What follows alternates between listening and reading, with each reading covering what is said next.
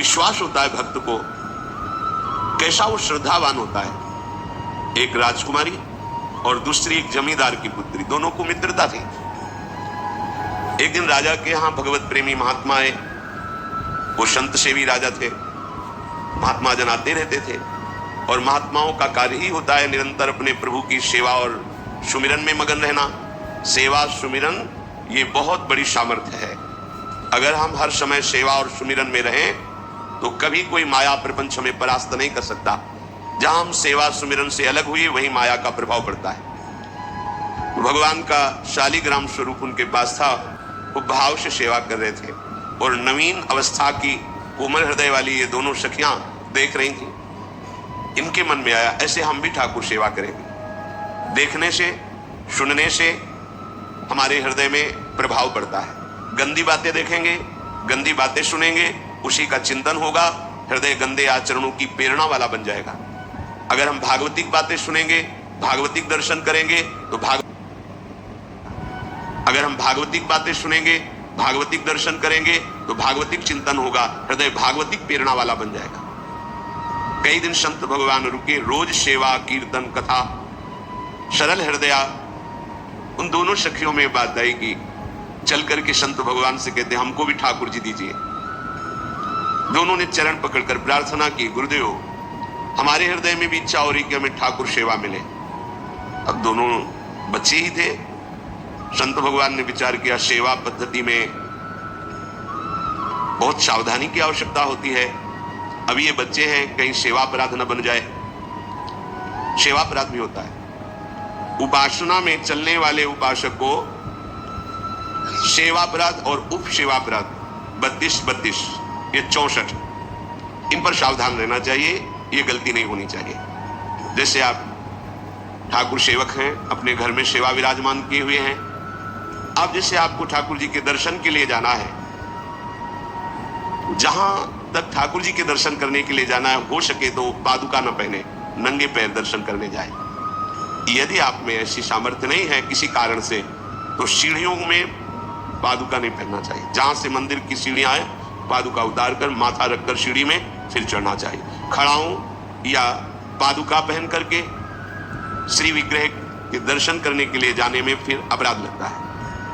अरे अपने मालिक के दर्शन करने जा रहे हैं, स्वामी के दर्शन करने जा रहे हैं, प्रभु के दर्शन करने जा रहे हैं, तो अपनी कुटिया से और मंदिर तक नंगे पैर जाना चाहिए। ये भावना रखनी चाहिए। भरत जी जा रहे हैं प्रभु के दर्शन करने के लिए, अयोध्या से पैदल ही चले थे, तो सुकुमार चरण अरविंद तो बड़े बड़े फफोके छाले पड़ गए थे। वशिष्ठ जी ने देखा, सबने मिलकर भरत जी से कहा पालकी पे बैठ जाइए। तो उनका हाँ, मेरे प्रभु यहाँ नंगे पैर चले हैं और मैं पालकी पे बैठ जाऊं? उचित तो यह है कि अपने प्रभु के दर्शन के लिए मैं जा रहा हूं, तो जहां जहां प्रभु के चरण पड़े वहां मेरा शीश पड़े, अर्थात सिर भर जाऊं। उचित मोरा सब देश सेवक धर्म कटोरा, यहां मैं सर के बल चल के जाऊं, पर असमर्थ हो।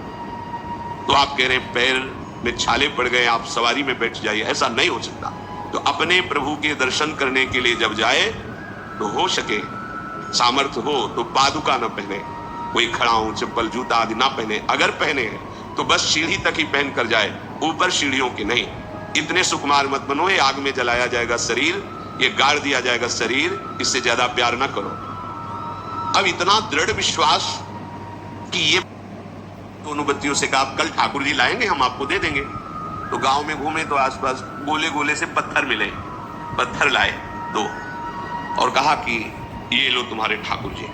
दोनों को देखो, गुरु वचनों पर और गुरु प्रदत्त सेवा वस्तु पर कितना भाव होना चाहिए। उन्होंने दृढ़ विश्वास किया कि मुझे भगवान गुरुदेव ने दिया, ये भगवान है मेरे। दोनों ने अपने हृदय से लगाया।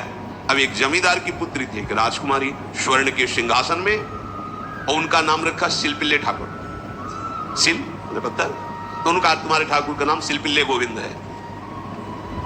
दोनों सिंहासन पर रखकर आराधना कर दी। भाव प्रतिपल बढ़ता गया, नाम निरंतर जप। गुरु प्रदत्त ठाकुर पर विशेष चमत्कार हृदय में प्रकट होता है यदि उन्हीं की नियमावली से चलो। अपने मन से बाजार से खरीद लाए, विराजमान किए हैं, कभी सेवा की कभी नहीं की, वो भी अच्छा है, कम से कम भागवतिक भाव तो है। लेकिन सिद्धि जो प्राप्त होती है वो गुरु कृपा से, गुरु प्रदत्त ठाकुर से। जैसे धन्ना जी को भांग के बट्टे में ठाकुर जी प्रकाशित हो गए, गुरु प्रदत्त। अब ये सखियां जब बड़ी हुई तो इनके ब्याह की बात हुई। तो जो राजकुमारी थी उनका राजकुमार से किसी से ब्याह तय हुआ, ब्याह हो गया। अपने माता पिता से जब विदाई ली तो अपने ठाकुर जी को जो सिंहासन में थे, सिंहासन से एक सुंदर पेटी में से और गोद में रखा, और अंदर ही अंदर जल रहे हैं कि प्रभु मैंने प्रीतम आपको माना है, संसार के व्यवहार में ये प्रीतम बना हुआ है, पर प्रभु हमारे प्रीतम दो नहीं हो सकते, हमने हृदय से आपको माना। इसी विचार में वो बड़ी उदास है। पहले पालकियों में ऐसा राज सैनिक चल रहे हैं, पालकियों में वो बहू जा रही है और राजकुमार घोड़े पर। राजकुमार बार बार पालकी के समीप जाता, दर्शन करने की इच्छा होती है ना, तो उदास देखता, मन में बड़ी गिलानी हुई। उसने कहा एक नदी थी, उसने कहा यहां हम थोड़ी देर विश्राम करना चाहते हैं, राजकुमारी की पालकी रखी जाए और सैनिक दूर खड़े हो। तो राजकुमार वैसे ही आज्ञा हुई। तो बात करना चाहते हैं, पर वो ना देखती है और ना बात करती है। और इतना सुंदर रूप, क्योंकि ब्रह्मचारिणी और भगवत आराधना। अब उसके हृदय में जलन हुई कि ऐसा क्या है जो हमसे बात नहीं कर रही। बस बार बार ऐसे पिटारी खोल के ऐसे ठाकुर जी को देखती। नाम जप और सेवा के प्रभाव से वो सिल नहीं रह गया था। वहां उसको सांवरे श्याम सुंदर की झांकी मिलती थी। जब अपने शिल्पिल्ले ठाकुर जी को देखती तो ललित त्रिभंगी श्री लालजू महाराज श्याम सुंदर दिखा। अत्यंत आसक्ति, गुरु प्रदत्त किसी भी शब्द में, किसी भी वस्तु में दिव्यता होती है, बस हमारी भावना होनी चाहिए। अरे बोले ये हम नहीं दे सकते, ये गुरु प्रदत्त है, नहीं हम प्राण दे सकते, लेकिन ये नहीं जिसका गुरु वचन पर, गुरु प्रदत्त वस्तु पर दृढ़ निष्ठा हो गई, वही सिद्ध हो जाता है। अब उसने समझ लिया कि पिटारी में जो कुछ है यही हमारे और राजकुमारी के बीच में बाधा है। दो चार दासियों को बुलाया और कहा इनको बातों में उलझाओ, पिटारी पीछे हमें दो। वो प्रवीण दासियां उनको विनोद भाषा में, हंसी मजाक में बात, लेकिन वो उदासीन। धीरे से गोद में पेटी थी, ले ली, हम लिए हुए हैं। अब बातचीत में सारा, और पेटी उनको दे दी। राजकुमार ने राजकुमारी से कहा यही पेटी तो हमारे आपके बीच में बात, फेंक दी नदी में। अब तो जो उसके हृदय में पीड़ा हुई, भारी व्याकुलता। अब राजकुमार सैनिकों के साथ तुरंत पालकी उठवाई, मैं ले गया। पर वो आसक्त है, इतनी सुंदर राजकुमारी, क्योंकि भागवतिक तेज से संपन्न में आकर्षण होता है। राजकुमारी ने कहा यदि हमारे ठाकुर नहीं तो मैं नहीं, आज से अन्न जल त्याग, प्राण त्याग दूंगी अगर हमारे ठाकुर जी हमारे समीप नहीं तो। आज से एक बूंद पा, कैसे पिए, अपने ठाकुर को भोग लगा के पाला है और ठाकुर जी फेंक दिए गए। भारी व्याकुलता, जैसे मीरा जी कहते दृश्य बिन दुख न लागे नहीं, न रात में नींद है न दिन में अन्न जल है, व्याकुलता। अब भयभीत हो गया राजकुमार। पूरा महल इस विषाद से हो गया कि अगर नवीन राजकुमारी प्राण त्याग देती है तो क्या होगा लोक समाज में, कि अभी नवीन राजकुमारी गई, ये लोग ऐसे निर्दयी है कि ऐसा व्यवहार किया कि उसने प्राण त्याग दिया। राजकुमार घुटने में आ गया, घुटने टेक कर राजकुमारी से कहा मैं तुम्हें दुखी नहीं करना चाहता, पर मैं तुमको छोड़ भी नहीं सकता। अब हमें आप वो उपाय बताओ जिससे आप मुस्कुरा दो, आप प्रसन्न हो जाओ। तो उनका हम अपने ठाकुर के बिना जीवित नहीं रह सकते, यदि आप हमें जीवित देखना चाहते तो हमारे ठाकुर जी ला के दो। हमारी भागवतिक निष्ठा ऐसी होनी चाहिए कि जो गुरु जी ने मंत्र दिया है, जो गुरु जी ने उपासना दी है, उसमें दृढ़ विश्वास होना चाहिए। हमारे अंदर किंचन मात्र फिसलाव नहीं होना चाहिए। और आगे जो महामहिम सूत्र है, जब तक हमारा मन प्रभु में समर्पित ना हो जाए तब तक पाप होने की संभावना होती है, बड़े बड़ों से चूक हो जाती है। इसमें यह नहीं कहा जा सकता कि हम इतने वर्ष से साधन में लगे हमसे चूक नहीं होगी, ये तो भूल जाना। बड़े बड़ों से चूक करवा बनी हुई है और ये गलत है, और ये इतनी गलत हो जाती है कि हम हत्या करने लगते हैं, हिंसा करने लगते हैं, पूज्य जनों के साथ दुर्व्यवहार करने लगते हैं। आज तक भोगों में इति नहीं हुई। देवयानी जी भगवान शुक्राचार्य जी की पुत्री हैं। वो इतनी सुंदर हैं कि कोई अप्सरा भी उनसे होड़ नहीं कर सकती, क्योंकि भगवान शुक्राचार्य की पुत्री जितेंद्री, पवित्र, भगवत आराधन संपन्न। बड़ा प्रसंग है, उसको ना लेते हुए हम सारांश में बता रहे। वृषपर्वा की पुत्री शर्मिष्ठा, ये असुरराज दैत्यराज वृषपर्वा, उनकी पुत्री शर्मिष्ठा, और दैत्य गुरु भगवान शुक्राचार्य उनकी पुत्री देवयानी बड़े समाज के साथ जंगल में गई हुई थी। एक बड़ा दिव्य सरोवर था, तो उसी में सब राजकुमारियां स्नान कर रही थी। अचानक वहां से कोई महात्मा निकले, तो जल्दी में सबने वस्त्र धारण किए, तो शर्मिष्ठा के वस्त्र देवयानी नहीं, और देवयानी के वस्त्र शर्मिष्ठा। वो महात्मा निकल गए, वहां कोई उनको टिकना तो था नहीं। देवयानी ने देखा कि मेरे पवित्र वस्त्र, देवयानी ने वस्त्र धारण नहीं किया शर्मिष्ठा, जब वो महात्मा चले तो देखा कि हमारे वस्त्र ये राजपुत्री शर्मिष्ठा धारण किए। तो उनका तुझे पता है मेरे वस्त्रों को स्पर्श करने का भी तेरे को अधिकार नहीं, तूने धारण कैसे कर लिया? तो उनका ज्यादा मत बोल, इतना गुमान करके मत बोल। जैसे सब सेवक पलते हैं मेरे महाराज से, ऐसे तेरा पिता और तू ही मेरे महाराज के द्वारा ही पोषित है, क्योंकि वो तो राजा है, सारी सेवाएं वही देते हैं। ऐसा नहीं बोलना चाहिए, क्योंकि गुरु पुत्री है, आचार्य पुत्री है और सम्माननीय है। पर ऐसा वो बोल गई शर्मिष्ठा।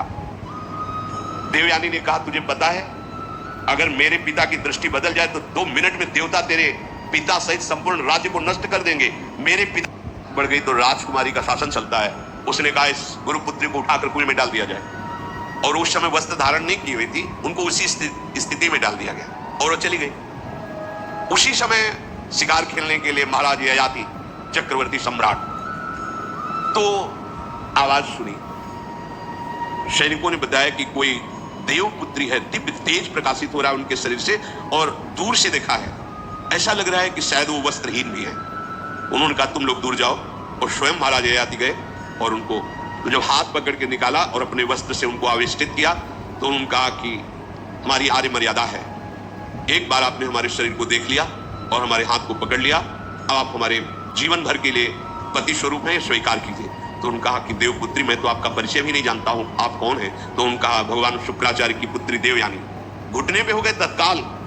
उन्होंने कहा इतने बड़े महापुरुष की पुत्री के साथ मैं ब्याह कर सकूं, मेरी सामर्थ्य नहीं, क्योंकि मैं क्षत्रिय कुल में प्रकट हुआ राज परिवार से हूं, और वो तो देवताओं के द्वारा भी वंदनीय है शुक्राचार्य जी।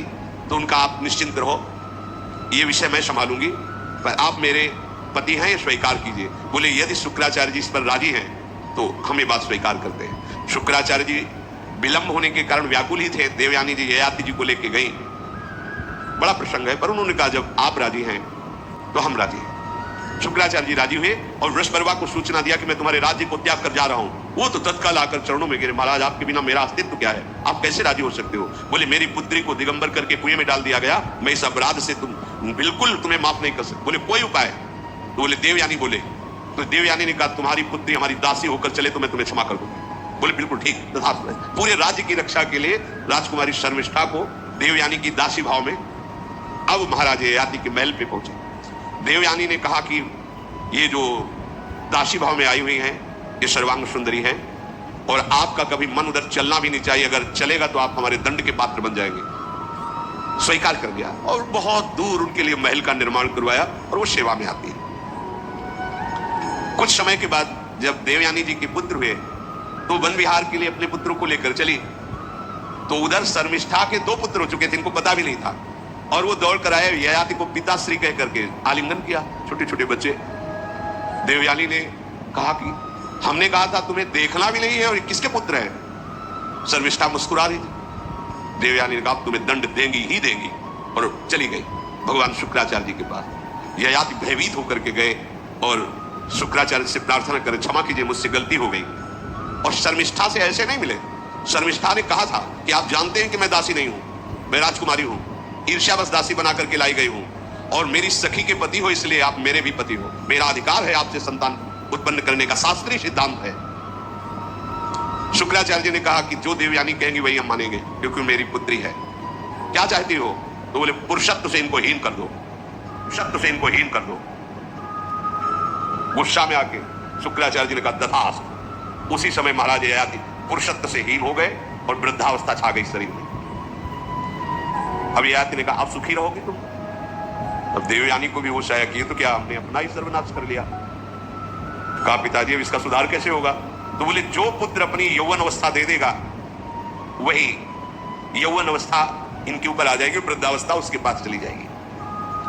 महाराज ययाति ने अपने बड़े पुत्र यदु जी से कहा, तो उन्होंने कहा इसका प्रयोग कहां होगा? मां के साथ कदापि नहीं। मेरी यौवन अवस्था का प्रयोग मेरी मां के साथ कदापि नहीं, क्योंकि वो बड़े ज्ञानी महात्मा, इन्हीं के वंश में भगवान श्री कृष्ण का प्रादुर्भाव हुआ, इसलिए यदुवंशी कहेंगे। सबसे छोटे उनका नाम पुरु, ऐसा कुछ। उन्होंने कहा ये जीवन पिता का दिया हुआ है, इस पर पूरा अधिकार है, आप स्वीकार कीजिए। तत्काल वो वृद्ध हो गए, वो जवान हो गए। कई हजार वर्ष तक उन्होंने अपने पुत्र की आयु का विषयों में सेवन किया। फिर उनके मन में एक दिन बहुत घृणा और धिक्कार है इस भोगा शक्ति को। अपनी आयु तो गंवा ही दी, अपने पुत्र की भी आयु गंवा दी, फिर भी वैसे ही भोग वासना।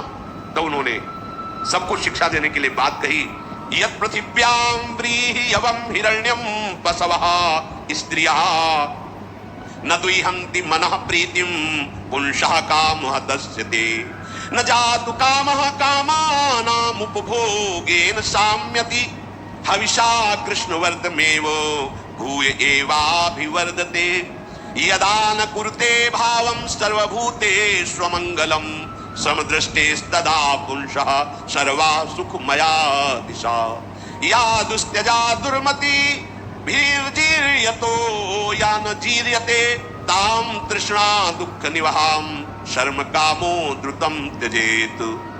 जिसका हृदय काम से व्याकुल हो गया है उसको त्रिभुवन की सारी सुंदरी स्त्रियां दे दी जाएं, जौ धान्य स्वर्ण पशु सब वैभव, तो भी वो कभी तृप्त नहीं हो सकता। ये महाराज ये यातिका त्रिभुवन की विषय भोग भोगने से भोग वासना शांत नहीं होती, वरम और प्रबल हो जाती है। जैसे घी की आहुति डालने पर आग भड़क उठती है, वैसे ही भोगों को भोगते हुए रहने पर भोग वासनाएं प्रबल